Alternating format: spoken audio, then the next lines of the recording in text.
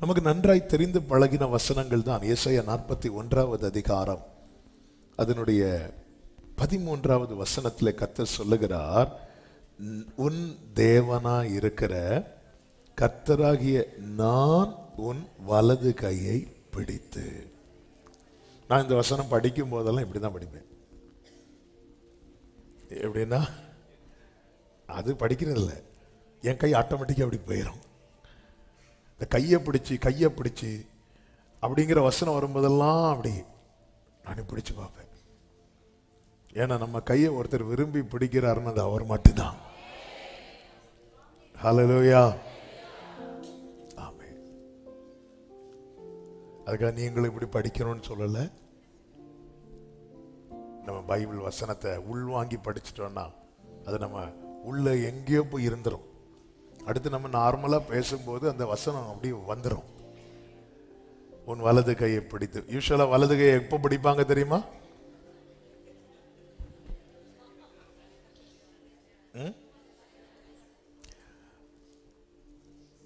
வலது கை பிடித்தவர்களே, நீங்க இப்படி அமைதியா இருக்க கூடாது.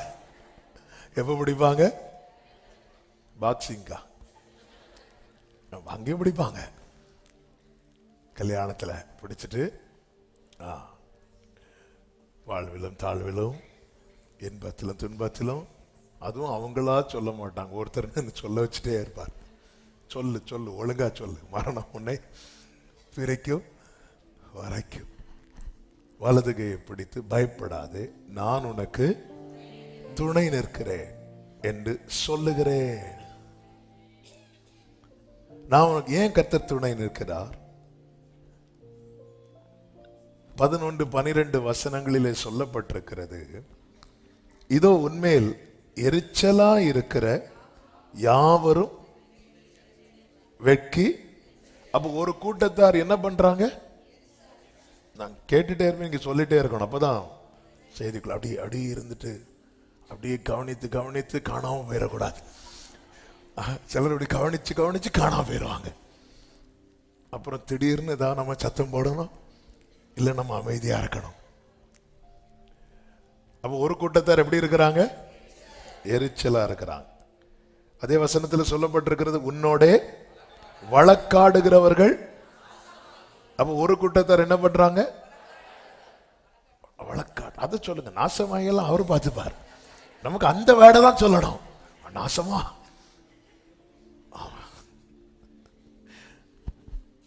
ஒரு கூட்டத்தார் எப்படி இருக்கிறாங்க? எரிச்சலா இருக்கிறாங்க. ஆனா கர்த்தர் கை பிடிச்சது யார் கைய? ஓகே, அப்புறம் பிடிக்கட்டும். அங்க வசனம் நமக்கு இதை யார் கைய? யாக்கோபு என்னும் பூச்சி. அதெல்லாம் மக்களுக்கு தெரியல, அது அவருக்கு தான் தெரியும். இவன் பார்க்க தான் 2 பரிவாரத்தோடு வர்றது மாதிரி இருக்கு, ஆனா ஆள் ஒரு பூச்சி. அது வேற யாருக்கும் தெரியாது, அது கைப்பிடித்தவருக்கு தான் தெரியும். இவர் பார்க்காத ஆளு பயங்கரப்பா, என்ன ஃபெய்த், என்ன தைரியம். ஆனா உண்மையில ஆளு யார் தெரியுமா? பூச்சி. நீங்க சம்மதிக்க மாட்டீங்க. யாக்கோபு தன்னை பூச்சின்னு சொல்லவே இல்லை. அவருக்கு தெரியும் நீ யாருன்னு எனக்கு தெரியும். ஆனா அந்த பூச்சிக்கு மேல ஒரு கூட்டம் எரிச்சலா இருக்கு. இன்னொரு கூட்டம் அந்த பூச்சியோடு வழக்காடுது. இன்னொரு கூட்டத்தார் என்ன பண்றாங்க தெரியுமா? உன்னோட இன்னொரு கூட்டம் போராடுறாங்க.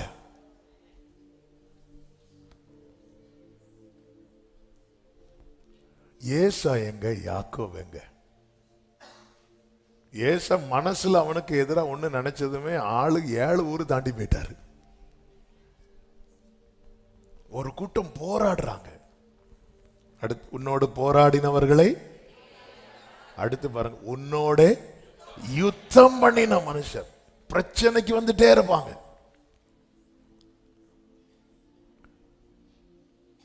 இந்த 4 விதத்துல நெருக்கப்பட்டு ஆளு யாராயிட்டான் தெரியுமா? பூச்சி ஆயிட்டான். அவனை பார்த்தாலே எரிச்சல்.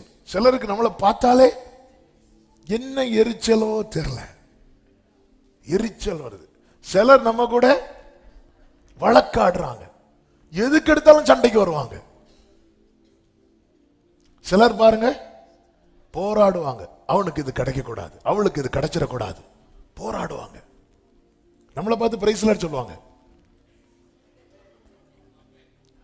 ஆமா, இப்பதான் எல்லாருக்கும் செய்திக்குள்ள கரெக்ட் கரெக்ட் கரெக்ட் கரெக்ட் இப்பதான் வருது. நம்மளும் சிலரை பார்த்து பிரைஸ்லாட் சொல்லுவோம்,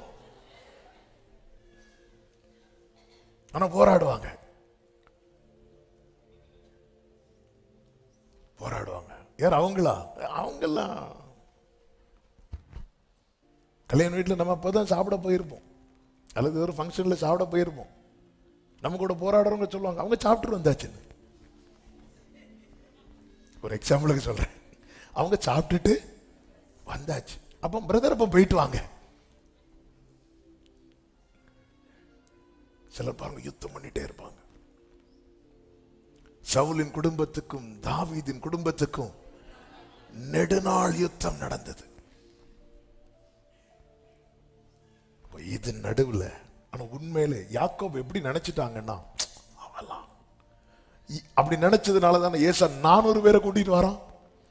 ஆனா ஆளு யாபோக்காட்டின் கரையில துடிச்சிட்டு இருக்கிறான், புழு பூச்சி கெஞ்சிரான், அழுது கெஞ்சிரான். ஆனா ஏசா என்ன நினைச்சிரான் தெரியுமா? பழைய யாக்கோபு சும்மா. அப்படியெல்லாம் நம்ம பில்டப் கொடுத்து வச்சிருக்கிறோம். நமக்கு ஆண்டவருக்கு மட்டும்தான் தெரியும். பழைய யாக்கோபுக்காவது நிறைய தூதர்களை காட்டினார். இந்த யாக்கோபுக்கு இப்ப இருக்கிற கண்டிஷனுக்கு தூதனை காட்டினா தூக்கிட்டு தான் போனோம். அதனால அவரே இறங்கி வந்து பக்கத்துல நின்று யாக்கோபனும் போச்சு,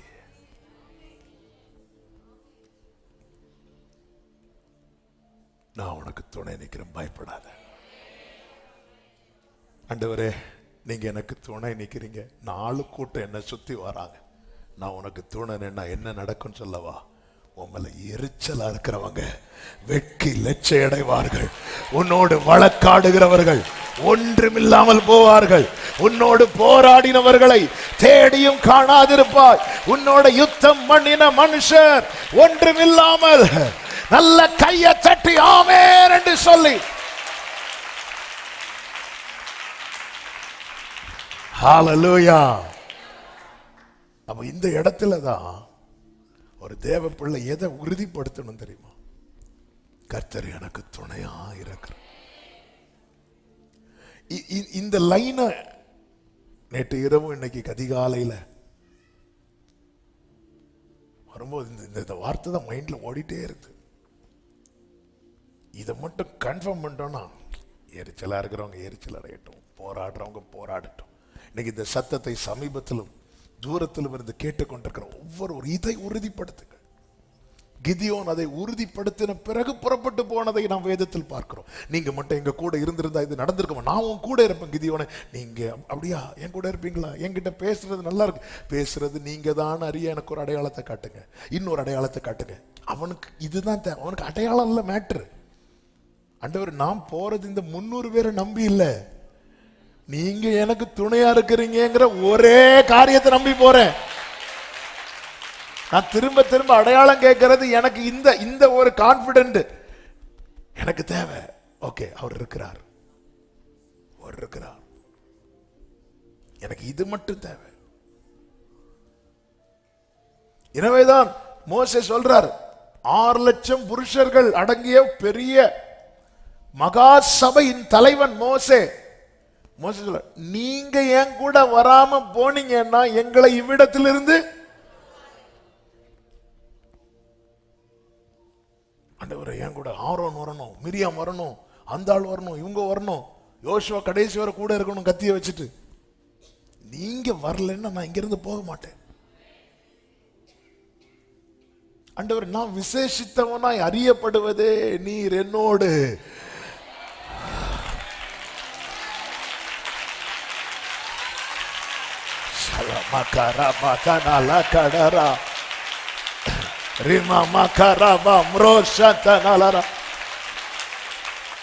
நீ விசேஷித்தவனாய் நீ விசேஷித்தவளாய் அறியப்படுவதே கர்த்தர். ஹல்லேலூயா. மோசே எகிப்திலிருந்து புறப்பட்டு மீதியான் தேசத்துக்கு வரான். வேதம் சொல்லுகிறது, யாத்திராகமம் 2வது அதிகாரம் 15வது வசனத்துல, மீதியான் தேசத்துல போய் தங்கி ஒரு துறவண்டையில உட்கார்ந்து இருக்கிறான். இது ஒரு சரித்திரம். நான் ஆவிக்குரிய கண்ணோட்டத்தோடு இதுல ஒரு சில காரியத்தை நான் சொல்லிட்டு அப்படி செய்திக்குள்ள டைம் ஆயிட்டு இருக்கு. அவன் போய் உட்கார்ந்து இருக்கும்போது அங்க யார் வராங்க அப்படின்னா, மீதியான் தேசத்து ஆசாரியனுக்கு ஒரு 7 குமாரத்திகள் இருக்கிறாங்க. அதில் ஒருவள் இவனுக்கு நாளை மனைவியாக போகிறவள். இதெல்லாம் தற்செயலா நடக்கிறது. மோசே துறவண்டையில போய் எதுக்கு உட்கார்ந்து இருக்கிறான் தெரியுமா? எதுக்கு உட்கார்ந்து இருக்கிறான்? பயந்து தப்பி ஓடி மீதியான் தேசத்துக்கு வந்தாச்சு. எதுக்கு உட்கார்ந்து இருக்கிறான் எனக்கு தெரியாது. எதுக்கு உட்கார்ந்து இருக்கிறான் போடல. நமக்கு தெரியாட்டாலும் பேசுறோம் தெரியுமா?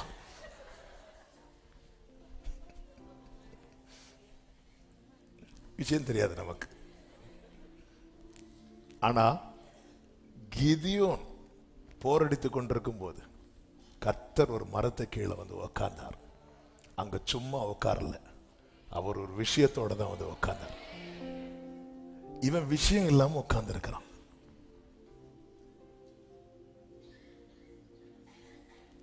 இப்பொழுது அந்த ஸ்திரீகள் 7 குமாரத்திகள் வராங்க. அவர்கள் தங்கள் தகப்பனுடைய ஆடுகளுக்கு தண்ணீர் காட்டும்படிக்கு அங்கே வந்து தண்ணீர் மொண்டு தொட்டிகளை நிரப்பின போது மேய்ப்பர்கள் வந்து என்ன பண்றாங்க தெரியுமா? அவர்களை துரத்தினார்கள். இப்பொழுது மோசே என்ன பண்றார் தெரியுமா? எங்கிருந்து எழுந்து? உட்கார்ந்த இடத்திலிருந்து எழுந்து. மோசைக்கு இவங்களுக்கு இப்போதைக்கு ஏதாவது சம்பந்தம் உண்டா? ஒரு சம்பந்தம் இல்லை. ஆனா ஒரு சம்பந்தமே இல்லை. ஆனா அந்த துறவண்டையில போய் மோசே வந்து உட்கார்ந்து இருக்கிறான். மீதியான் தேசத்து ஆசாரியனுடைய பிள்ளைங்க வராங்க. மேய்ப்பர்கள் வந்து துரத்துறாங்க. மேய்ப்பர்கள் வந்து துரத்துறதுக்கு காரணம் என்ன தெரியுமா? ஏலம் யாரு? பெண்கள். இவங்களுக்கு அகைன்ஸ்டா ஃபைட் பண்ண இந்த 7 பெண்களால முடியாது. ஒரு ஆண் துணை கூட கிடையாது. எல்லாரும் துரத்துறாங்க. அப்ப துறவண்டையில உட்கார்ந்து இருக்கிற மோசே என்ன செய்கிறான் தெரியுமா? எழுந்திருந்து அவர்களுக்கு துணை நின்று அவர்கள் ஆடுகளுக்கு தண்ணீர் காட்டினான். அர்த்தம் என்னன்னா, மேய்ப்பர்களோடு ஃபைட் பண்ணி மேய்ப்பர்களை அப்புறப்படுத்தி அந்த துறவில் இருக்கிற தண்ணீர் அவர்களுக்கு கிடைக்கும்படிக்கு மோசே என்ன செய்கிறார் தெரியுமா? யுத்தம் பண்ணுகிறார். அதன் பிறகு இவங்க போய் அவங்க அப்பா கிட்ட சொல்ல, அவங்க அப்பா மோசை அழைத்து வந்து அதுல ஒரு குமாரத்தி, பேர் என்ன, சிப்போராளை வந்து விவாகம் பண்ணி கொடுக்கிறான். நல்ல கவனமா கேளுங்க. சம்பந்தமே இல்லை, ஒரு காரியம் செஞ்சதுனால இப்போ சம்பந்தக்காரங்க ஆயிட்டாங்க. இது எல்லாமே மோசே வந்து சும்மா தான் உட்கார்ந்துருந்தேன். ஆனா என் ஆண்டவர் வந்து சும்மா வந்து உட்காரல. நான் எதுக்கு இந்த வார்த்தையை எடுத்து தெரியுமா? நமக்கான ஒரு நன்மையை கர்த்தர் வைத்திருக்கிறார். அந்த இடத்துல அவர் இருப்பார். நல்ல கவனிங்க. அந்த இடத்திலிருந்து நம்மை துரத்ததான் சிலரை சத்துரு கொண்டு வருவான்.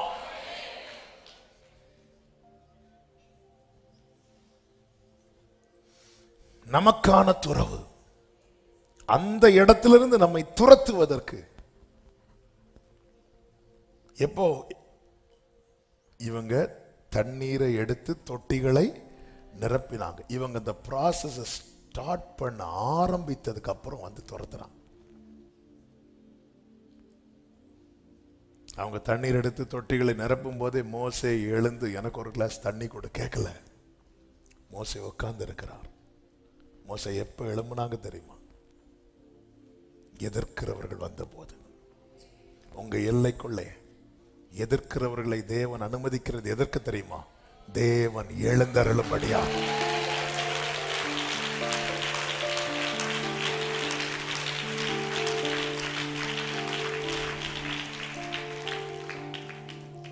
உங்கள் எல்லைக்குள்ளே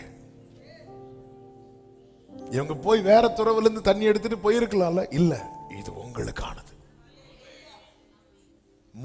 அவர்களுக்கு துணை நின்று அவர்களுடைய ஆடுகளுக்கு தண்ணீர் காட்டினானா இவன் மோசே போய் எடுத்து கொடுக்கிறான். துணை நின்று நம்முடைய நன்மை நின்று நம்மை துரத்தும்படிக்கு பிசாசானவன் அநேகரை அவன் சவுல் ஏவல் ஆட்களை அனுப்பினது போல அனுப்புவான். நீங்க அதை நினைச்சு ஒரி பண்ணாதீங்க. மோசே பார்க்கிலும் பெரியவரை நாம் ஆராதித்துக் கொண்டிருக்கிறோம். ஆமென். இங்கே மோசே பிற்பாடுதான் சிப்போராளை சொந்தமாக்கினான். ஆனால் கர்த்தர் நம்மை ஏற்கனவே அவருடைய சொந்தமாக்கி இருக்கிறார். சில துறவிலிருந்து நீங்கள் துரத்தப்படுகிறீர்கள் என்றால் அது உங்களுக்கான துறவல்ல. அது உங்களுக்கான துறவானால் கவலை விடுங்க. இன்னைக்கு கொடுக்கப்படுகிற செய்தி, கர்த்தர் உனக்கு துணை நின்று, கர்த்தர் உனக்கு துணை நின்று நமக்கான நன்மையை நாம் அடையாதபடிக்கு சத்துரு துரத்த பார்ப்போம். அந்த இடத்துல தான் நமக்கு என்ன தேவை, எதை உறுதிப்படுத்தணும். ஹல்லேலூயா. பக்கத்துல வந்துட்டாங்க, துறவு பக்கத்துல வந்தாச்சு. நம்ம பக்கத்துல வந்ததும் அசதி ஆயிரும். துறவுல இருந்து தண்ணியை எடுத்தாச்சு, டேங்கையும் ஃபில் பண்றாங்க, கொண்டு வந்த எல்லாவற்றையும் நிரப்புறாங்க. நிரப்புனதும் இனி பிரச்சனை முடிஞ்சதுப்பா, நம்ம போய் உக்காந்தாச்சு. அந்த கரங்கிற சேர்ல போய் உக்காந்தாச்சு. இனிதான் பிரச்சனை. சுத்திட்டே இருப்பாங்க நம்மள. ஐயோ தலை சுத்துது. அதுவரை மேய்ப்பர்கள் வந்து அவர்களை துரத்தினார்கள். ஏன் மேய்ப்பர்கள் வந்து துரத்தினாங்க? ஏன் மேய்ப்பர்கள் வந்து துரத்தினாங்க?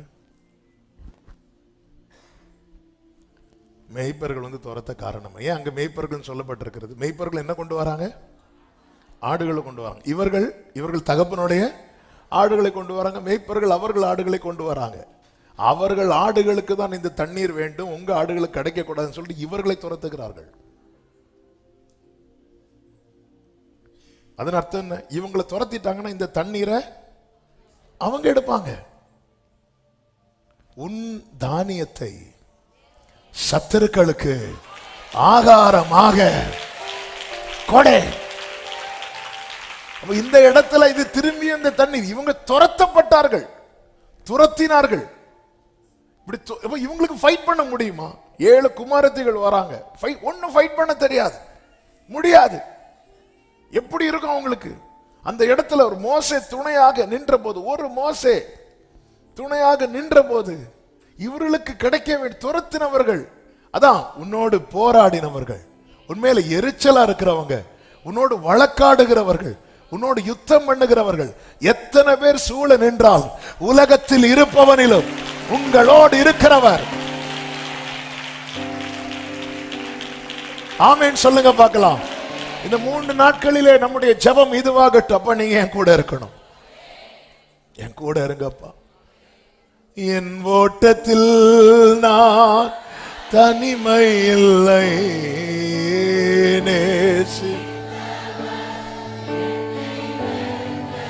அப்படியே பாடுங்க. ஏதுமில்லை, ஏதுமில்லை, துணையாளர் என்னை விட்டு விலகவில்லை, சொன்னதை செய்திடும்,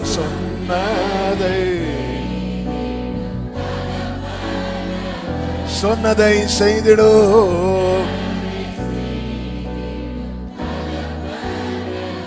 ஆமென்.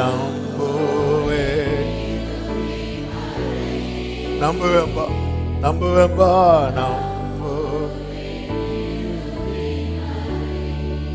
கர்த்தர் தன் கையை பிடித்து விட்டார் என்கிற நிச்சயம் வந்த பிறகுதானே யாக்கோபு ஏசாவை போய் ஃபேஸ் பண்றான்.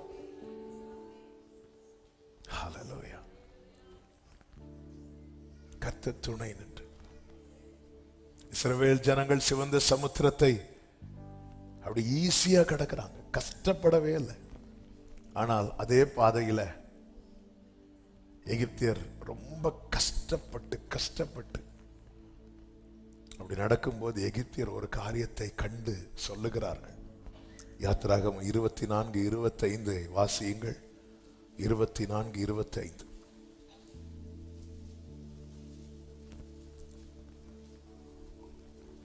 சாரி 14:25, 14:25, யாத்திராகமம் 14:25. அவர்களுடைய ரதங்களிலிருந்து உருளைகள் கழலவும் அவர்கள் தங்கள் ரதங்களை வருத்தத்தோடு நடத்தவும் பண்ணினார்.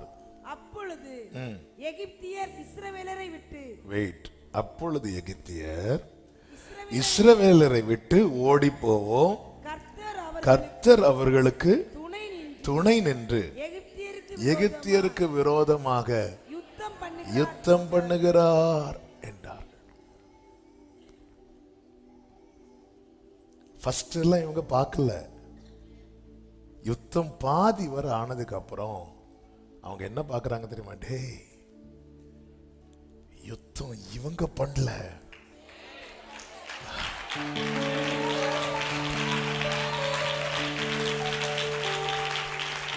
கர்த்தர் அவர்களுக்கு துணை நின்று. அதனாலதான் ஆண்டவர் சொன்னார், மோசே சொல்றார், மோசே கர்த்தர் உங்களுக்காக நீங்கள் சொல்லிட்டு மோசே அங்கேயே நிக்கிறார். இதான் ஆண்டவர் கோவம் வந்துச்சு. என்ன சொன்ன மோசே? கர்த்தர் யுத்தம் பண்ணுவார், நீங்க புறப்பட்டு போங்கிறார். நீ புறப்பட்டு போ, உனக்கு தெரியும்ல நான் உன் கூட இருக்கிறேன். நம்முடைய வாழ்க்கையில போராடுறவங்க ஒரு பக்கம் இருப்பாங்க, எரிச்சல் அடைகிறவங்க ஒரு பக்கம் இருப்பாங்க, வழக்காடுறவங்க இருப்பாங்க, யுத்தம் பண்றவங்க இருப்பாங்க. ஆனா நமக்கு இது எனக்கு விரோதமாக போராடுறவங்க யார்? லிஸ்ட் எதுக்கு லிஸ்ட் எடுக்கணும்? எனக்கு விரோதமாக வழக்காடுறவங்க யார்? அவங்க என்ன பத்தி என்ன சொன்னாங்க? அவர் என்ன ஏதாவது சொல்றாரு அவர் உன்ட்ட, நீ அதை நினைச்சு வரி பண்ணு, அதெல்லாம் அவர் பார்த்துக் கொள்வார். நீங்க சும்மா இருப்பீர்கள். உன்னை நான் எதுக்கு கொண்டு வந்தேன்? பாலும் தேன ஓடுகிற தேசத்தை நோக்கி புறப்பட. நீ புறப்படு. எங்க புறப்பட ஆண்டவரே? சமுத்திரம் மூடி இருக்கு. நீ புறப்படுறதுக்கு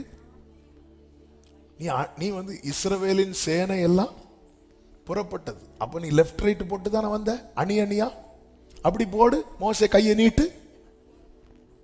மோசே கோலை நீட்டுறாரு, கர்த்தர் காற்ற அனுப்புறாரு. நீ புறப்படு, நீ போ.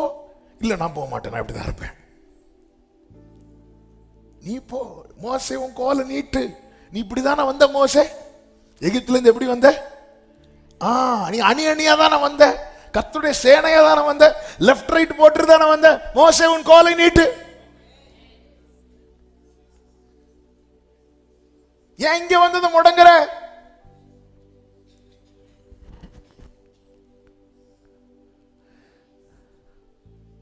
அங்க வச்சே பார்க்கணும், பார்க்க விடல. அக்கினி ஸ்தம்பம் இவர்களுக்கு முன்னாக இருந்த மேகஸ்தம்பம் அக்கினி ஸ்தம்பம் விலகி ஸ்டாப் பண்ணுது. அப்போ மேகஸ்தம்பம் அக்கினி ஸ்தம்பத்தை இஸ்ரவேலர் மட்டும் பார்க்கல, இப்ப யாரும் பார்க்கறாங்க? எகிப்தியரும் பார்க்கறாங்க. ஆனா அவங்க இதுவரை எதை பார்க்கல தெரியுமா? கர்த்தர் இவர்களுக்கு துணையா நிக்கிறான்னு பார்க்கல.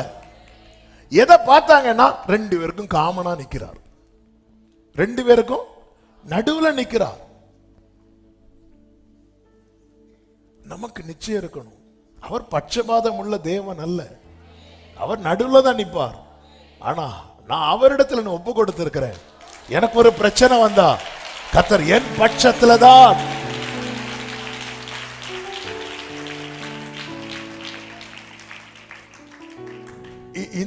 இந்த ஒரு நிச்சயம் இருக்கா? எனக்கு ஒரு பிரச்சனை வந்தா கர்த்தர் என் பட்சத்துல. யாக்கோபு போய் உட்கார்ந்து இருக்கிறான். ஏசாவுக்கும் யாக்கோபுக்கும் பிரச்சனை இல்லை, கர்த்தர் யாக்கோபு பக்கத்துல தானங்க போய் உட்கார்ந்தார். ஏன்? நான் யாக்கோபை சிநேகித்தேன். அதுதான் அதான் அந்த வார்த்தை, நாம் நம்மில் அன்பு கோருகிறவராலே.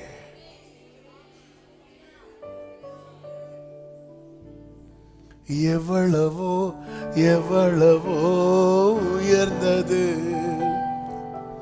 உம் அன்பு, அளவே இல்லாதது. எவ்வளவோ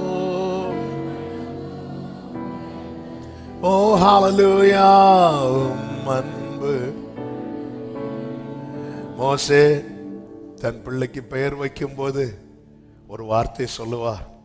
யாத்திராகமம் 18வது அதிகாரம் அதனுடைய 4வது வசனத்துல, என் பிதாவின் தேவன் எனக்கு துணை நின்று பார்வோனின் பட்டயத்துக்கு என்னை தப்புவித்தார். அப்போ மோசேயினுடைய வாழ்க்கையின் முடிவு எதுல இருந்துச்சு தெரியுமா? பார்வோனுடைய பட்டயத்து கீழே. ஆனால் கர்த்தர் துணை நின்று என்ன செய்தார் தெரியுமா? தப்புவித்து பார்வோன் கதையை முடிச்சார். என் பிதாவின் தேவன் எனக்கு துணை நின்று.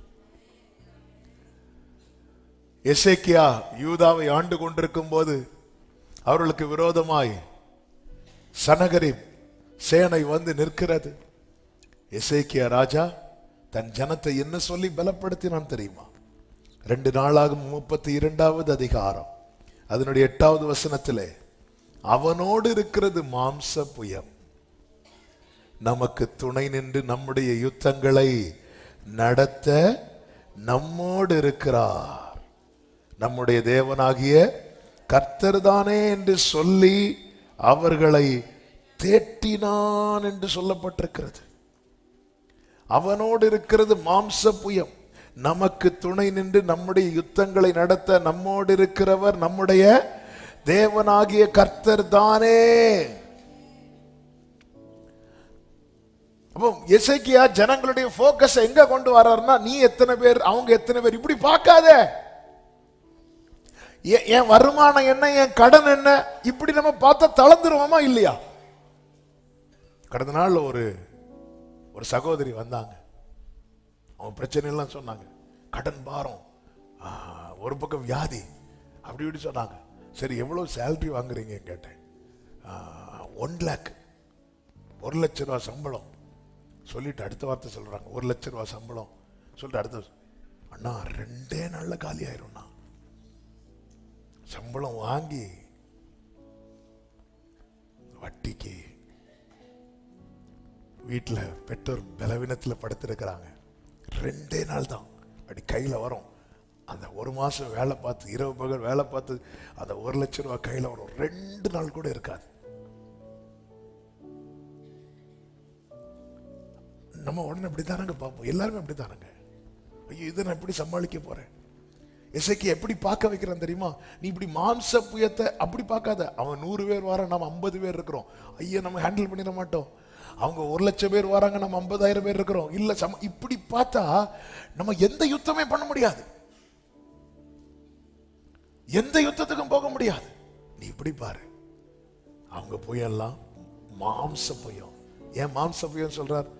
மாம்சம் புல்லு கோப்பா இருக்கிறது. அது எப்ப வேணாலும் காய்ந்து போகலாம், எப்ப வேணாலும் அடிந்து போகலாம். ஆனால் நமக்கு துணை நின்று நம்முடைய யுத்தங்களை நடத்த நம்மோடு இருக்கிறவர் நம்முடைய தேவனாகிய கர்த்தர் என்று சொல்லி அவர்களை என்ன பண்ணானா? தேற்றினான். இதான் இப்படி தேற்ற. முதல்ல ஒருவன் தேற்றப்பட்டாலே அவன் நம்பிக்கை வச்சிருவான். வேதம் சொல்லுகிறது, எசேக்கியா சொன்ன இந்த வார்த்தையின் மேல் ஜனங்கள் நம்பிக்கை வைத்தார்கள். அதாவது நம்பிக்கை தளர்ந்து இருக்கிறவங்களை நம்ம போய் இந்த நம்பிக்கையை மொத்தமா அடக்கம் பண்றதுக்கு போக கூடாது. நம்ம போய் அவங்கள தேற்றணும். ஆமென் சொல்லுங்க பார்க்கலாம். தேற்றும் வார்த்தைகளை கர்த்தரை வச்சு சொல்லணும், வேற யாரையும் வச்சு சொல்லக்கூடாது. கர்த்தரை வச்சு சொன்னா அந்த வார்த்தையில ஜீவன் இருக்கு. ஏன்னா கர்த்தர் ஜீவன் உள்ளவர். ஆண்டவரை வச்சு சொல்லணும். அதனால சொல்லுங்க, இப்ப அவனுக்கு இருக்கிறது மாம்ச புயம். ஆனா நான் கர்த்தருக்கு முன்பாக எப்படி உத்தமா நடந்தேன் தெரியுமா? இப்படி மட்டும் இந்த இடத்துல எசேக்கியா சொல்லியிருந்தா இனி நடக்க வேண்டாம் சொல்லிட்டு அவங்களே கதையை முடிச்சிருப்பாங்க. இந்த இடத்துல அவன் கர்த்தரை கொண்டு வரான். நமக்கு துணை நின்று நம்முடைய யுத்தங்களை அவன் தேற்றுறான். அது நம்பிக்கையில டவுன் ஆகி நம்ம கூட இருக்கிறவங்க இருக்கும்போது தேற்றணும். அந்த கிருபை ஆண்டவர்கிட்ட கேட்கணும். இந்த வருஷம் நம்ம அநேகர் தேற்ற போறோம். சிலர் ஆண்டவரை முதல்ல என்ன தேத்துக்கப்பா. ஆனா அந்த எசேக்கியா என்ன பண்ணுவார் தெரியுமா? பெருசா வெளியே தேற்றிட்டு உள்ள போயிருந்து வஸ்திரம் எல்லாம் கிழிச்சிட்டு ஓன்னு ஒரே, அது வெளியே தெரிய வேண்டாம். நம்ம பிரச்சனை நம்மளோட இருக்கட்டும். ஆனா வெளியே வரும்போது திடன் சொல்லுங்க.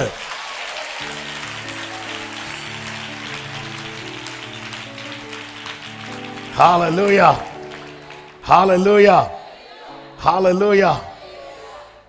கர்த்தருக்கு மகிமை உண்டாவதாக. யோபு 16 யோபு சொல்லுவார் பாருங்க இந்த வார்த்தை.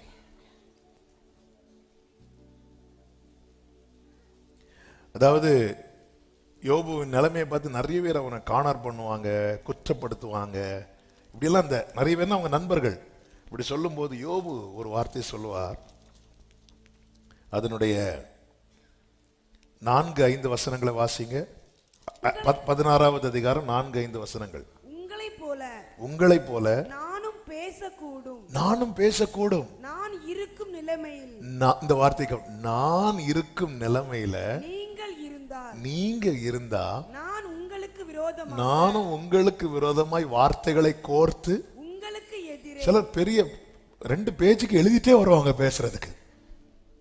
ஏன்னா அப்படிப்பட்ட நிலைமையில வசமா நம்ம கையில மாட்டிட்டாங்க. வந்து உக்காந்து இருந்து நம்ம வீட்டுல உக்காந்து நம்ம டீயை குடிச்சிட்டு வந்து அடிப்பாங்க பாருங்க. அப்படி சொல்ற உங்களை மாதிரி நான் இருக்கும் நிலைமையில் நீங்க இருந்தால் நான் உங்களுக்கு விரோதமாக வார்த்தைகளை கோர்த்து உங்களுக்கு எதிரே என் தலையை, அதுவும் சும்மா பேச மாட்டாங்க, தலையாட்டி தான் பேசிட்டே இருப்பாங்க. பேசிட்டு இருக்கும்போது திடீர்னு இப்படி வேலை போச்சா உனக்கு எதுவும் வேணும் அப்படி ஆடிட்டே இருப்பாங்க. சார் நான் சொன்னது உங்க வேலை போச்சு. இப்படிதான் யோபு நண்பன் 42வது அதிகாரத்துல இவங்க தலையாட்டெல்லாம் நின்னுட்டு இப்படி ஆட்டிட்டு பாரு உனக்கு ஆண்டவர்ல இப்படி பண்ணுவாரா, நீ தப்பு பண்ணாம இருந்த உனக்கு இப்படி தலையாட்ட. அவர் சொல்றாரு உங்களுக்கு விரோதமா நானும் பேசக்கூடும். நான் இருக்க நிலைமையில நீங்க இருந்திருந்தா நான் உங்களுக்கு விரோதமாய் வார்த்தைகளை கோர்த்து உங்களுக்கு எதிர என் தலையை துலுக்கவும் கூடும். ஆனா அவர் சொல்ற, ஆனாலும் அப்படி ஒரு நிலைமையில நீங்க இருந்தா நான் என் வாயினால் உங்களுக்கு திடன் சொல்லுவேன். என் உதடுகளின் அசைவு உங்கள் துக்கத்தை. இதுதாங்க ஒரு தேவ பிள்ளைக்கு அழகு. இவனை குறித்து தான் தேவன் பரலோகத்தில் சாட்சி கொடுக்கிறார். உத்தமனும் சன்மார்க்கனும் தேவனுக்கு பயந்து பொல்லாப்புக்கு விலகுகிறவருமான.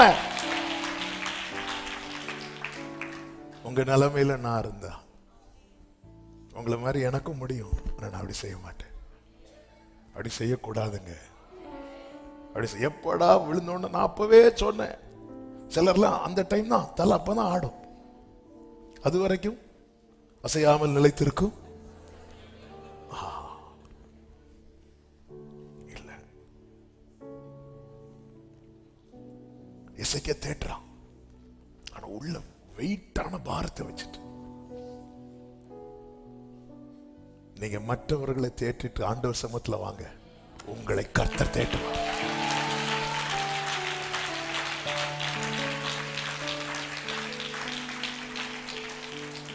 மற்றவர்களுக்கு திடன் சொல்லிட்டு ஆண்டவர் சமத்துல வாங்க.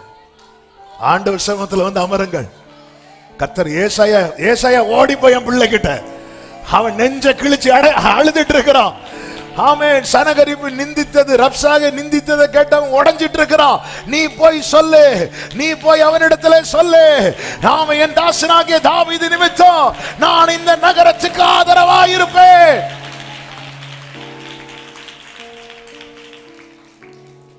அந்த சனகரிப்ட போய் சொல்லு, ரப்சாகிட்ட போய் சொல்லு. ஏசாயா 37வது அதிகாரம் அதனுடைய 21-22 வசனங்கள். அப்பொழுது ஆமோத்சின் குமாரனாகிய ஏசாயா சொல்லி அனுப்பினது. நல்ல கவனிங்க. நீங்க மற்றவர்களை திடப்படுத்தி விட்டு நீங்க ஆண்டவர் சமூகத்துல வந்திருந்து உங்கள் இருதயத்தை உடைத்து ஊட்டும் போது உங்களுக்கான வார்த்தை அனுப்பப்படும். சொல்லி அனுப்பினது, சொல்லி அனுப்புவார். என்ன சொல்லி தெரியுமா? இஸ்ரவேலின் தேவனாகிய கர்த்தர் உரைக்கிறது என்னவென்றால், அசிரிய ராஜாவாகிய சனகரிப்பு நிமித்தம் நீ என்னை நோக்கி விண்ணப்பம் பண்ணினாயே, அவனை குறித்து கர்த்தர் சொல்லுகிற வசனமாவது, இப்ப நீ அவன் உன்னை பத்தி நிறைய பேசினால, உன்னை ரொம்ப டிஸ்கரேஜ் பண்ணால, உன்னை டவுன் பண்ணால, உன்னை அழிக்க போறேன், அப்படி பண்ண போறேன், இப்படி பண்ண போறேன்னு சொன்னால, அவனை பத்தி நான் சொல்றது நீ கேளு. அவனை குறித்து சொல்லுகிற வசனமாவது, சீயோன் குமாரத்தியாகிய கன்னியாஸ்திரீ உன்னை இகழ்ந்து உன்னை பரியாசம் பண்ணுகிறாள், எருசலேம் குமாரத்தி உன் பின்னாலே தலையை துலுக்குகிறாள். யாரை நிந்தித்து தூஷித்தாய்? யாருக்கு விரோதமாய் உன் சத்தத்தை உயர்த்தினாய்? என்னதன் அர்த்தம்? கர்த்தர் உனக்கு துணையா நிற்கும் போது உனக்கு எதிராய் வருகிற வார்த்தைகள் அவர் ஃபேஸ் பண்ணுவார். நீ யாரை நிந்தித்து தூஷித்தாய்? யாருக்கு விரோதமாய் உன் சத்தத்தை உயர்த்தினார்? நீ இஸ்ரவேலின் பரிசுத்தருக்கு விரோதமாய் அல்லவோ உன் கண்களை மேட்டிமையா ஏறெடுத்தாய். உன் ஊழியக்காரரை கொண்டு நீ ஆண்டவரை நிந்தித்தாய். 29வது வசனம், நீ எனக்கு விரோதமாய் கொந்தளித்து வீரியம் பேசினது என் செவிகளில் ஏறினபடியினாலே நான் என் துரட்டை உன் மூக்கிலும் என் கடிவாளத்தை உன் வாயிலும் போட்டு. அதன் அர்த்தம் என்ன? முதல்ல கர்த்தர் சத்ருவின் வாயை அடைப்பார். அடுத்து அவனுக்கு சொல்றார், நீ பாரு, உனக்கு அடையாளமா இருப்பது என்னவென்றால், இந்த வருஷத்துல தப்பி பயிராகிறதையும் 2ஆம் வருஷத்துல தானாய் விளைகிறதையும் சாப்பிடுவீர்கள். 3ஆம் வருஷத்திலோ விதைத்து அறுத்து திராட்சை தோட்டங்களை நாட்டி அவைகளில் கனிகளை புசிப்பீர்கள். யூதா வம்சத்தாரில் தப்பி மீந்திருக்கிறவர்கள் மறுபடியும் கீழே வேர் பற்றி மேலே கனி கொடுப்பார்கள். 32 கடைசி, சேனைகளின் கர்த்தரின் வைராக்கியம். சத்தமா சொல்லுங்க, சேனைகளின் கர்த்தரின் வைராக்கியம். ஏன்னா எசேக்கியா எதை நம்பினான் தெரியுமா? ஆண்டவர் அவங்கள்ட்ட எல்லாம் அது இருக்கு, என்கிட்ட இது இல்ல. இன்னைக்கு நம்ம புலம்பலை தானே இருக்கு. அவர்களுக்கு அவங்க நம்பி இருக்கிறது மாம்ச புயம். அவங்க ஆள் பலத்தை நம்புறாங்க, பண பலத்தை நம்புறாங்க, அதிகார பலத்தை நம்புறாங்க. நம்மளும் அதே லெவல்ல பார்த்துட்டு இருந்தோம்னா அதை நினைச்சு புலம்பிட்டு தான் இருப்போம். இஸ்ரவேலின் சேனைக்கு விரோதமாய் பார்வோன் ரதங்கள் குதிரைகளோடு வரும்போது ஜனங்கள் அதை பார்த்து தான் புலம்புனாங்க. அதுதான் ஆண்டவருக்கு, உனக்கு யார் துணை நிற்கிறார்? அந்த இடத்துல தான் பாடி இருக்கணும், சேனைகளின் கர்த்தர் என்பது அவர் நாமம், யுத்தத்தில் வல்லவர். அங்க பாடி இருக்கணும். அவங்க பாடல. அப்ப நீ எப்ப பாடுவ? நீங்க யுத்தத்தில் வல்லவர் என்பது எனக்கு தெரியணும். அப்ப உனக்கு தெரியணும்னா என்ன வரணும்? யுத்தம் வரணும். வருது. நீ ஃபர்ஸ்டே பாடி இருந்தா அவர் முத்த வந்திருப்பார். அப்படி மேகஸ்தம்பத்தில் வெயிட் பண்ணிட்டு இருக்காரு. அப்படி வராங்க, இனி எங்க கூட்டு போறாரோ தெரியலன்னு வராங்க. பார்த்தாரு இது வேலைக்கு ஆகாது. ரட்சிக்கப்பட்டு வெளி வந்து ஒருத்தன் பாடினானா? ஒருத்தரும் பாடல. மோசே வேற முறையிட்டு தான், என்ன ஆண்டவரே இது? கர்த்தர் யார் என்பதை அறியணும். சேனைகளின் கர்த்தரின் வைராக்கியம். கர்த்தர் சொல்ற, நீ யாரை பார்த்து நிந்தித்தியோ அவங்க இந்த வருஷம் இப்படி சாப்பிடுவாங்க, அடுத்த வருஷம் அப்படி சாப்பிடுவாங்க, 3ஆவது வருஷத்துல விதைத்து அறுத்து திராட்சை தோட்டங்களை நாட்டி அவைகளின் கனிகளை புசிப்பார்கள். இதை எது செய்யும் தெரியுமா? சேனைகளின் கர்த்தரின் வைராக்கியம் செய்யும். சொல்லிட்டு 33ல, ஆகையால் கர்த்தர் அசீரிய ராஜாவை நோக்கி, அவன் இந்த நகரத்திற்குள் பிரவேசிப்பதில்லை, இதன் மேல் அம்பு எய்வதும் இல்லை, இதற்கு முன்பாக கேடகத்தோடு வருவதும் இல்லை, இதற்கு எதிராக கொத்தளம் போடுவதும் இல்லை. அவன் இந்த நகரத்திற்குள் பிரவேசியாமல் தான் வந்த வழியே திரும்பி போவான். என் நிமித்தமும் என் தாசனாகிய தாவீது நிமித்தமும் நான் இந்த நகரத்தை ரட்சிக்கும்படிக்கு இதற்கு ஆதரவாயிருப்பேன். இப்படி அவர் சொல்லி அனுப்பினதும் 36வது வசனத்தை வாசிங்க. கர்த்தருடைய தூதன் புறப்பட்டு, அவ கர்த்தருடைய தூதன் வர்றதுக்கு முன்னாடி என்ன வரணும்? வார்த்தை வரணும். அப்பொழுது கர்த்தருடைய தூதன் புறப்பட்ட அசீரியரின் பாளையத்தில் 185,000 பேரை சங்கரித்தான். அதிகாலையில் எழுந்திருக்கும் போது இதோ அவர்கள் எல்லாரும் செத்த பிரேதங்களாய் கிடந்தார்கள். அப்பொழுது அசீரியா ராஜாவாகிய சனகரி பிரயாணப்பட்டு திரும்பி போய் நினிவேயில் இருந்து விட்டான். அவன் இருந்துட்டான். அவன் பேசின பேச்சுக்கு எசேக்கியா இருந்துட்டான்னு நினைச்சுட்டார். ஆனா கர்த்தர் அவனை இருத்திட்டார். ஏன்னா எசேக்கியா எதை நம்பினான் தெரியுமா? கர்த்தர் எனக்கு துணை. இதை உறுதிப்படுத்துங்க. உங்களை இருத்த பார்க்கிறாங்க. என் சத்துருவே எனக்கு விரோதமாய் சந்தோஷப்படாதே. நான் இருளில் உட்கார்ந்தால் கர்த்தரனை வெளிச்சத்துல கொண்டு வருவார். நல்ல நல்ல இருத்த பார்க்கிறாங்க. என்ன? அவன் தன் தேவனாகிய நிஸ்ரோத்தின் கோவிலிலே பணிந்து கொள்ளுகிற போது அவன் குமாரராகிய அத்ரமலேக்கும் சரேட்சேரும் அவனை பட்டயத்தினால், இந்த ஒரே அதிகாரத்தில் 2 பேர் 2 கோயிலுக்கு போறாங்க. எசேக்கியா தன் தேவனை பணிந்து கொள்ள ஆலயத்துக்கு போகிறான். சனகரிப் தன் தேவனை நிஸ்ரோக்கின் கோவிலுக்குள்ளே போய் பணிந்து கொள்ள போகிறான். 2 பேர் பணிந்து கொண்டது நிமித்தம் 2 பட்டயம் புறப்படுகிறது. எசேக்கியா பணிந்து கொண்ட போது தூதன் பட்டயத்தை எடுத்துட்டு புறப்படுகிறான். சத்துருக்களை சங்கரிக்க. பட்டயம் யார் மேல் வரல தெரியுமா? ஆமே. ஏன்னா ஆண்டவர் சமூகம் தான் ஒரு தேவ பிள்ளைக்கு அடைக்கலாம். உன்னதமானவரின் மறைவில் இருக்கிறவன் சர்வ வல்லவருடைய நிழலில் தங்குவான். உன் பக்கத்தில் 1000, உன் வலது புறத்தில் 10,000 விழுந்தாலும். இப்ப சனகரிப்பும் புறப்படுகிறான். புறப்பட்ட போது அவனுடைய குமாரனை பட்டயத்தை எடுக்கிறான். நினைச்சிருப்ப இப்ப என் புள்ள போய் வெட்ட போறான்னு பார்த்தா பின்னாடியே வந்து. அதன் அர்த்தம் என்ன? எசேக்கியாவே நீ பட்டயம் எடுக்காத, நான் பார்த்துக்கிறேன். பிரச்சனையை எப்படி டீல் பண்ணணும், சால்வ் பண்ணணும்னு நம் கரம் பிடித்து நமக்கு துணை நிற்கிற நம் கர்த்தர் அறிவார், நம் தேவன் அறிவார். ஒன்றை மட்டும் உறுதிப்படுத்திக் கொள்ளுங்கள், கர்த்தர் துணையா இருக்கிறாரா என்பதை மட்டும் உறுதிப்படுத்திக் கொள்ளுங்கள்.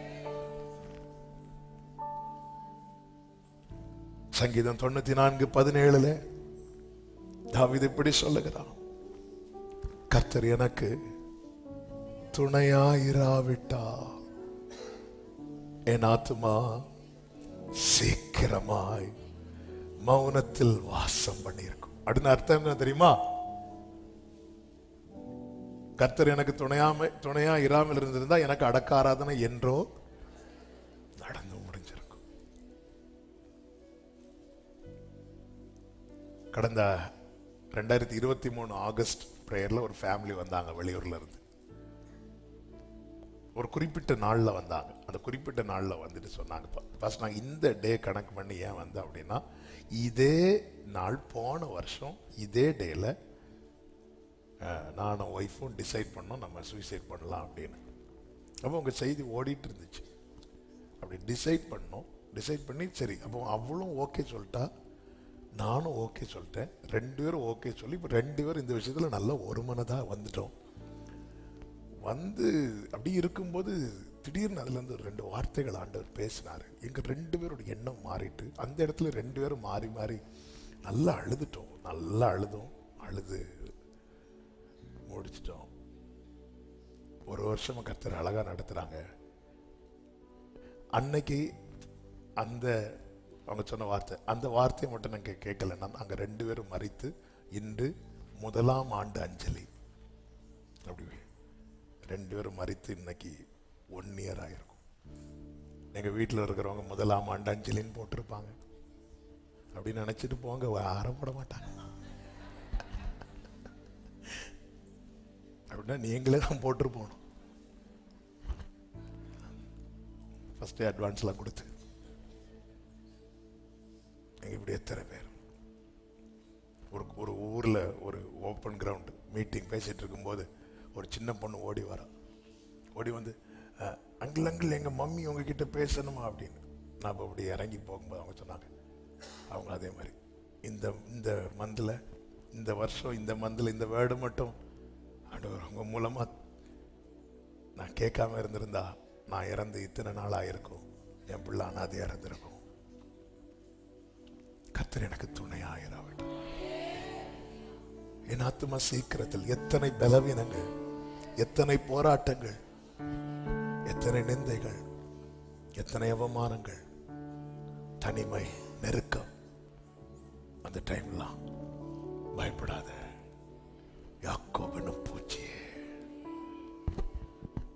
நான் உன் வலது கரத்தை பிடித்து நான் உனக்கு துணை நிற்கிறேன். கர்த்தர் துணையாயிருப்பதை உறுதிப்படுத்திக் கொள்ளுங்கள். நன்றாய் தெரிந்த ஒரு வசனத்தை சொல்லி நான் ஜெபிக்க விரும்புகிறேன். 2 நாளாகமம் 14வது அதிகாரம்.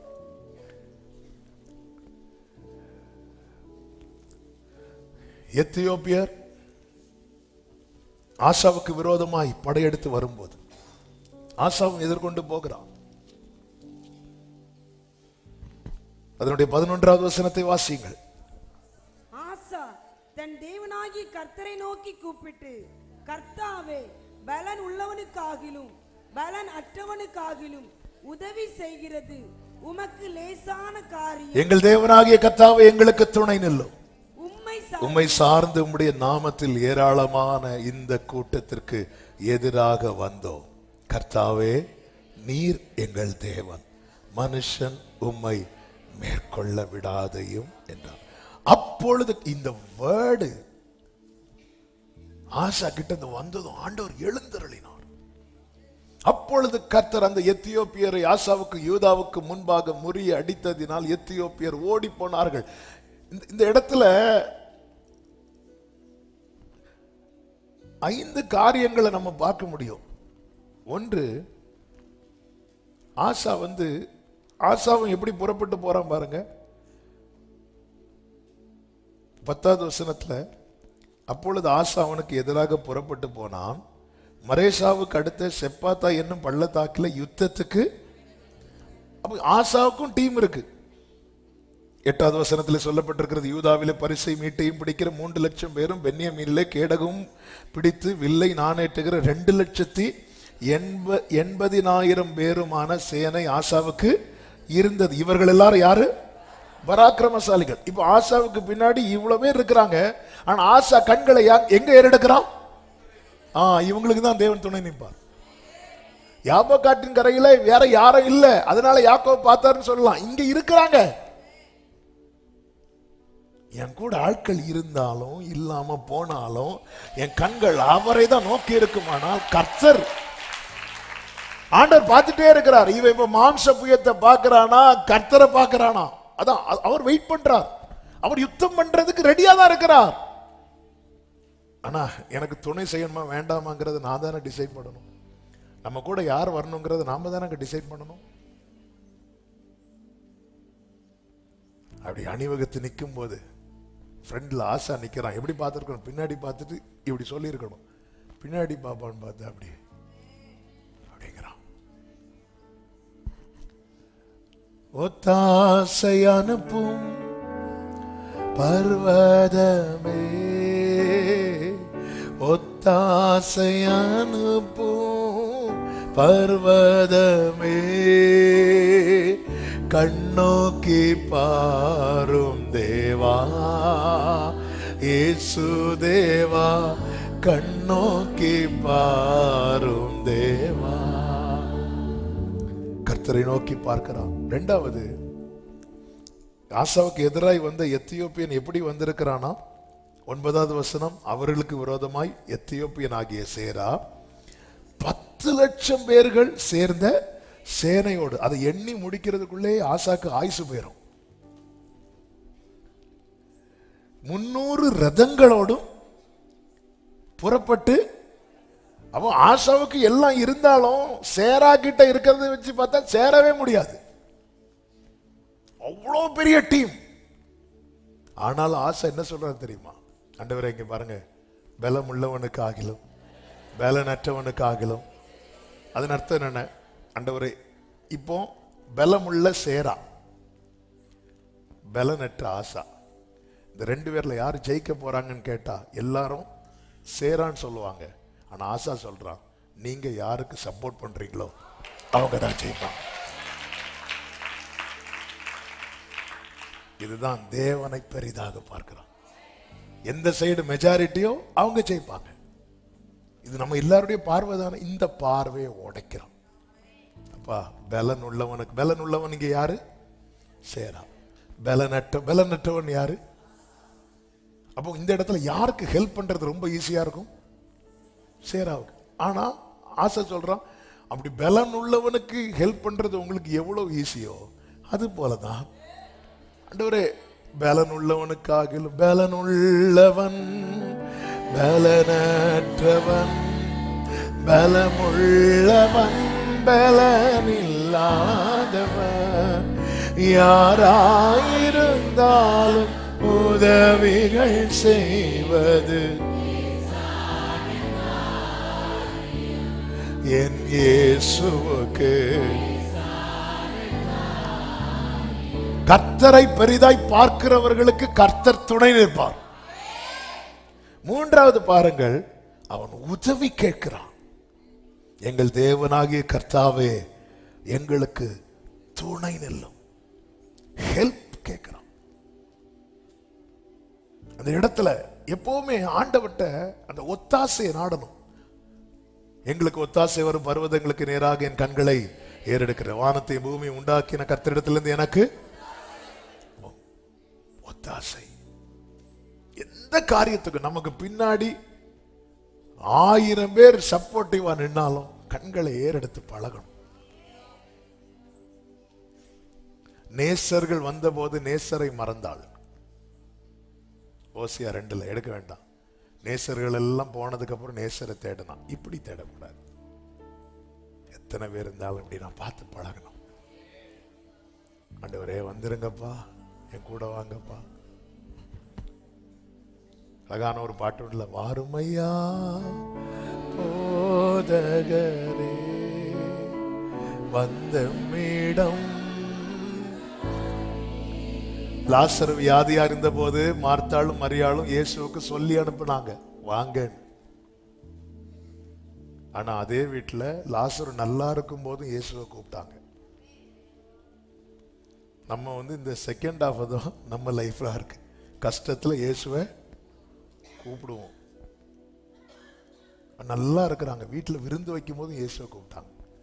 அடுத்து பாருங்க, திருப்பி விருந்து வைக்கிறாங்க, இயேசு உள்ள உட்கார்ந்து இருக்கிறார். எனக்கு ஆண்டவர் எங்க வீட்டுல மகிழ்ச்சியின் சத்தம் கேட்கும் போது நீங்க இருக்கணும். துக்கமான நிலை நடக்கும்போது நீங்க இருக்கணும். நீங்க எனக்கு துணையா இருக்கணும். கர்த்தாவே எங்களுக்கு துணை நில்லும். அப்பா எங்களுக்கு துணை. இந்த இடத்துல அவன் பெக் பண்றான், ரிக்வஸ்ட். ஆண்டவரை எத்தியோப்பியன் அந்நியன், எத்தியோப்பியன் புறஜாதியான் அப்படின்லாம் சொல்லி அவன் நாங்கெல்லாம் கிறிஸ்தவர்கள், நாங்களாம் இந்த சர்ச், இப்படி ஹெல்ப் கேட்கறதுக்குன்னு ஒரு மெத்தட் இருக்கு. அதை கெஞ்சணும். கர்த்தரை நோக்கி அழுது கெஞ்சினான். யாரு? நாளைக்கு அவன் பேர்ல தான் கர்த்தரே அறியப்பட போகிறார், யாக்கோபின் தேவன். ஆனா அவன் எப்படி இருக்கான் தெரியுமா? ஆண்டவர்கிட்ட கெஞ்சுறான். ஆண்டவர்கிட்ட கெஞ்சுறவங்க வேற யார்ட்டையும் கெஞ்ச ஆண்டவர் விட மாட்டார். நம்ம ஆண்டவர்கிட்ட கமெண்ட்ல கொடுப்போம். இப்ப வாரம் இறங்கி வாரம்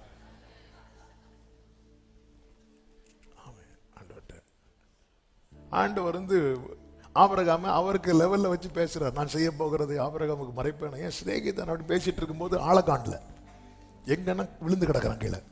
சாம்பலும் தூளுமானவன் உம்மிடத்துல பேசுது 50 தான்.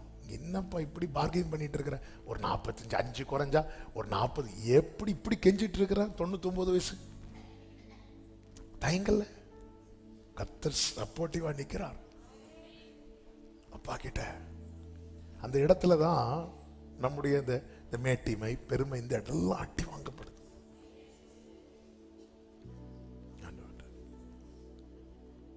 4வது அவர் சொல்றாரு, உம்மை சார்ந்து உமது நாமத்திலே இந்த ஏராளமான கூட்டத்துக்கு எதிராக வந்தோம் அப்படிங்கிறான். என்ன ஆண்டவரே, என் பின்னாடி நிக்கிற ஒரு சேனை இருக்குல்ல, நான் அதை நம்பி வரல. என் வில்லை நான் நம்பேன், என் பட்டயம் என்னை ரட்சிப்பதில்லை. இந்த வில்லை பிடிச்சு பழக்க வச்சது நீங்க தான், இந்த பட்டயத்தை கையில கொடுத்து பழக்க வைத்தது நீங்க தான். ஆனா நான் நம்புறது இதுல இல்லப்பா, என்னை பழக்க வைத்த நான் உங்களை தான். ஆண்டவர், நான் உண்மை சார்ந்து கர்த்தரை சார்ந்து நிற்பதை வெளிப்படுத்துகிறான். அதனாலதான் சிலர் சொல்லுவோம் தெரியுமா, சிலர் நீங்க போயிடாதீங்க, இங்கே நில்லுங்க, இங்கே நில்லுங்கன்னு சொல்லுவோம். சிலர்லாம் போயிட்டு வரேன் பிரதர், நீங்க போங்க, இன்னொருத்தங்க கூட நீங்க எங்க போறீங்க, நில்லுங்க நில்லுங்க. சிலர் விட மாட்டோம், நம்ம சிலர் விட மாட்டோம். அவங்க நிக்கணும், அவங்க நிக்கணும், அவங்க நிக்கணும் அப்படின்னு பார்ப்போம். அப்படி ஆண்டவர் பிடிச்சு வைக்கிறான். ஆண்டவர் உண்மை சார்ந்துதான் வந்திருக்கிறோம். அதாவது எங்க சேனையில நீங்க தான் மெயின் லீடர், உண்மை சார்ந்து வந்திருக்கிறோம். எல்லாரும் என் பின்னாடி நிக்கிறத நினைச்சிட்டு இருக்கிறாங்க, நான் எல்லாரோட சேர்ந்து உங்க பின்னாடி நிக்கிற ஆண்டவரேங்கிறான். அடுத்து சொல்றான் பாருங்க, மனுஷர் கர்த்தாவை நீரங்கள் தேவன், மனுஷன் உண்மை. அதன் அர்த்தம் என்ன? யுத்தத்தை கர்த்தருடையதாக்குகிறான். ஆண்டவர், நான் தோத்தா நீங்க தோத்தது மாதிரி தோத்துறாதீங்கப்பா அப்படிங்கிறான். ஆண்டவர் இதுவரை கேட்டுட்டு இருந்தார், மனுஷருமை மேற்கொள்ள விடாதேன்னு சொன்னதும், அப்பொழுது கர்த்தர் அந்த எத்தியோப்பியரை ஆசாவுக்கும் யூதாவுக்கும் முன்பாக முறி அடித்ததினால், எத்தியோப்பியர் கர்த்தரை சார்ந்து ஒருத்தர் நிக்கிறானா, அவன் யாரா இருந்தாலும் கர்த்தர் துணை நிற்பான். ஆனால் இதே ஆசா வசதி வாய்ப்பெல்லாம் வந்து சேனை பலத்த போது, ஆமேன், வேதம் சொல்லுகிறது, அவன் என்ன செய்கிறான் தெரியுமா? சீரியரோட அவன் போய் ஒப்பந்தம் பண்ணி சீரியரை கூப்பிட்டு இவங்க நீங்க எனக்கு ஒத்தாசையா நில்லுங்கன்னு சொல்லிட்டு, எப்படி 14வது அதிகாரத்தில் ஆண்டவர்கிட்ட கேட்டானோ, இப்ப அதை அப்படியே ஒரு மனுஷன்கிட்ட கேட்க ஆரம்பிக்கிறான். இப்படி கேட்க ஆரம்பிச்சதும் கர்த்தர் ஒருவன் மேல் தம்முடைய ஆவியை அனுப்பி தீர்க்க தரிசனமாய் ஆசா கிட்ட பேசுகிறார். 7 முதல் 16வது அதிகாரம் 7 முதல் பார்த்தீங்கன்னா, நீர் உம்முடைய தேவனாகிய கர்த்தரை சார்ந்து கொள்ளாமல் சீரியரின் ராஜாவை சார்ந்து கொண்டபடியினால் சீரிய ராஜாவின் ராணுவம் உமது கைக்கு தப்பி போயிட்டு, மிகவும் ஏராளமான ரதங்களோடு குதிரை வீரரும் உள்ள எத்தியோப்பியரோடும் லூபியரும் மகா சேனையுமா இருந்தார்கள் அல்லவோ. நீர் கர்த்தரை சார்ந்து கொண்ட போதோவெனில் அவர்களை உமது கைக்கு ஒப்பு கொடுத்தாரு. தம்மை பற்றி உத்தம இருதயத்தோடு இருக்கிறவர்களுக்கு தம்முடைய வல்லமை விளங்க பண்ணும்படி கர்த்தருடைய கண்கள் பூமி எங்கும் உலாவிக் கொண்டிருக்கிறது. இந்த விஷயத்தில் மதி இல்லாதவராய் இருந்தீர், ஆகையால் இது முதற்கொண்டு உமக்கு யுத்தங்கள் நேரிடும். அதன் அர்த்தம் என்ன? நீ இன்னொரு ஆளை சார்ந்து கொள்ள ஆரம்பிச்சுட்ட, இனி உனக்கு கர்த்தர் துணை வேண்டான்னு சொல்லிட்ட. கர்த்தர் விலகிட்டார்.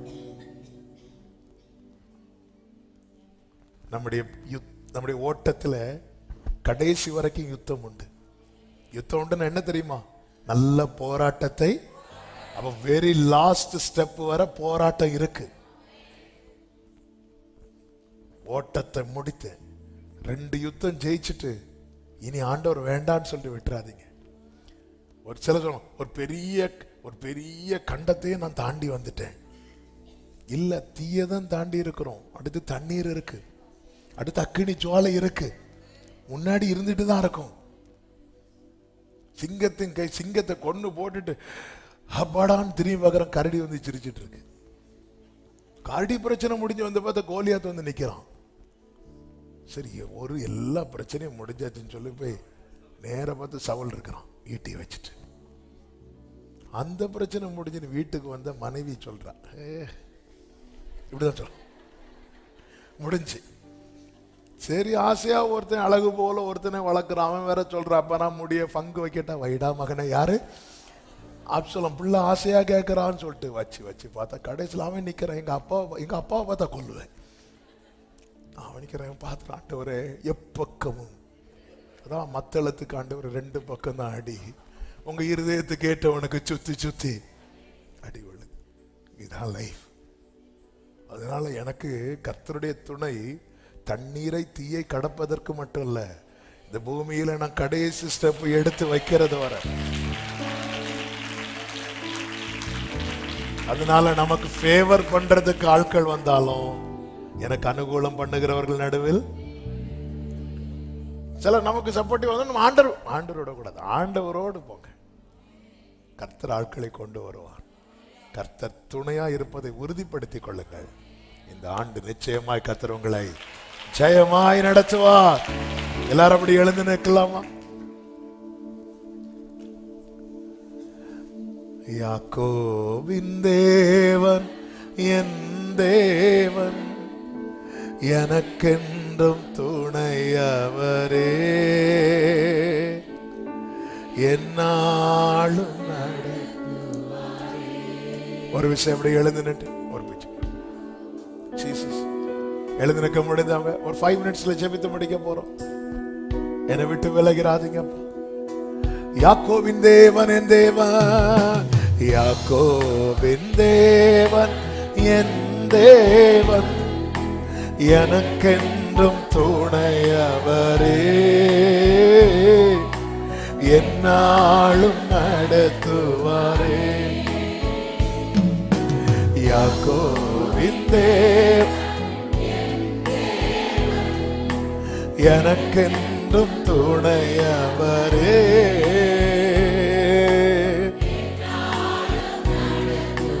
ரெண்டு கைகளை உயர்த்தி ஏதும் இல்லை, ஏதும் இல்லை,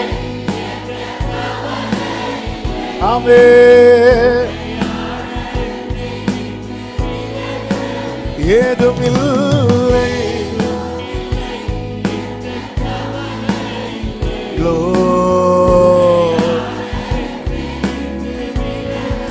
சொன்னதை செய்திடும், சொன்னதை செய்திடும். ஹல்லேலூயா. நம்புவே நம்புவே நம்புவே நீருதி வர நம்புவே ஆண்டவரே.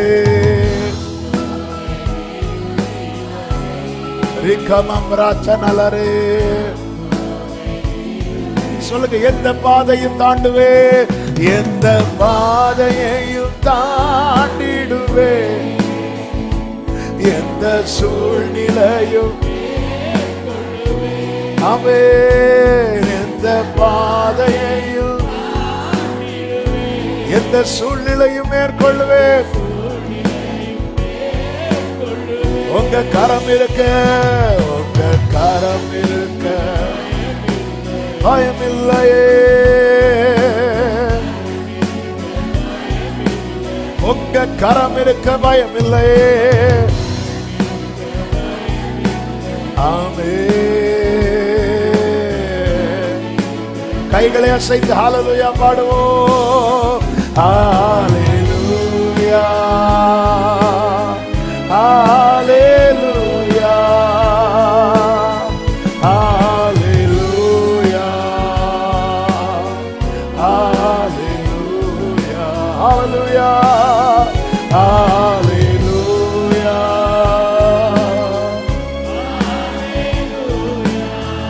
ஆமென். ரீமம் ராத்தனலரா. நல்ல கைகளை தட்டி தேவனுக்கு மகிமை. ஹல்லேலூயா, ஹல்லேலூயா. பரிசுத்த பிதாவே, நல்ல தகப்பனே, நன்றியோடு துதிக்கிறோம். நீர் எங்களுக்கு துணையா இருந்தா எங்களால ஜெயிக்க முடியும். நீங்க எங்களுக்கு துணையா இல்லைன்னா நாங்க தோத்துட்டே இருப்போம். எங்களிடத்தில் அன்பு கோர்ந்து எங்களை ஜெயிக்க வைக்கிறோம். கடைசி வரை உம்மை சார்ந்து நிக்கணும். எங்க கண்கள் உங்களை தான் நோக்கி பார்க்கணும். எங்க உள்ள உங்களை தான் மேன்மைப்படுத்தி கொண்டே இருக்கணும். உங்களை விட்டுறவே கூடாது. நெருக்கம் வரும்போது மட்டும் உங்களிடத்தில் வருவது கொஞ்சம் விசாலம் உண்டானது, விட்டு போகிறதுமான அந்த 2 நினைவுகள் எங்களை விட்டு அப்புறப்படுத்தும். சார்ந்து நிற்க கிருபை தாரும். முற்றிலும் ஜெயத்தை கட்டளையிடும். ஒவ்வொருவரை அப்படியே நடத்தும். இந்த நாள் கூடுகை முழுவதையும் பொறுப்படுத்தி நடத்தின தயவுக்காய் நன்றி. மகிமை அனைத்தும் ஒருவருக்கே செலுத்துகிறோம். இரட்சகர் இயேசு கிறிஸ்துவின் நாமத்தில் பிதாவே, ஆமென். சேர்ந்து சத்தமாய் சொல்லுவோம். என் ஆத்துமாவே கர்த்தரை ஸ்தோத்திரி, என் ஆத்துமாவே கர்த்தரை ஸ்தோத்திரி, கர்த்தர் செய்த சகல உபகாரங்களை மறவாதே. ஆமென்.